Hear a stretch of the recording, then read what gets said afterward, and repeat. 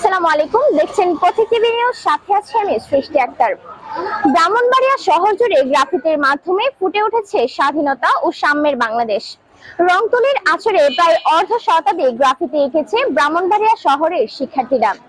দিনব্যাপী ব্রাহ্মণবাড়িয়া শহরে বিভিন্ন স্থানে শিক্ষার্থীর গ্রাফিতির মাধ্যমে ফুটিয়ে তোলেন সংগ্রাম, সহোদর্য আর স্বাধীনতার চিত্র। সংঘাত নয়, সাম্যের বাংলাদেশ চাই সকলেই। তুলির আঁচড়ে ফুটে উঠেছে একটি গ্রাফিতি। কেউ চিত্রশিল্পী নয়, সবাই শিক্ষার্থী। এই ছবি ব্রাহ্মণবাড়িয়া শহরের নতুন রূপের নতুন দেশ, নতুন প্রজন্ম সাজাতে চায় নতুনের মতো করে। বৈরাতা নয়, সংঘাত নয়, সকলের চাওয়া হচ্ছে সাম্য ও স্বাধীনতার বাংলাদেশ।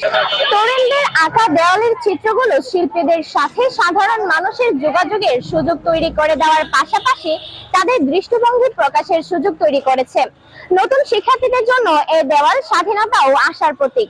অনেক ক্ষেত্রে শব্দ ও ভাষার সঠিক বহিঃপ্রকাশ করতে ব্যর্থ হয়, যেখানে একটি ছবি হয়ে উঠতে পারে শত শত শব্দ ও বাক্যের সমান, মনের ভাবকে বুঝিয়ে দিতে পারে এক মুহূর্তে। নতুন নেতৃত্বের পাশাপাশি নতুন প্রজন্মের হাতে বাংলাদেশ আরো এগিয়ে যাবে নতুন সম্ভাবনার পথে, এমনটাই প্রত্যাশা করে শিক্ষার্থী সহ সকলেই। শেষে আমি শুধু এটুকুই বলতে চাই, এই বাংলাদেশ আমাদের সকলে। এই বাংলাদেশকে নতুন ভাবে নতুন প্রজন্মের কাছে ছেড়ে দেওয়াটা ছিল আমাদের কাছে সবচেয়ে বড় একটি সিদ্ধান্ত। তবে নতুন প্রজন্মরা যেভাবে নতুন বাংলাদেশকে গড়ে তুলছে, সেটা আসলে বাংলাদেশের জন্য একটি গর্বের বিষয়। আমরা আমাদের বাংলাদেশকে শুধু সাম্যের পথে দেখতে চাই, যেখানে কোনো থাকবে না ভেদাভেদ। সবাই আমরা এক, আমরা সকলেই আছি সাম্যের সাথে।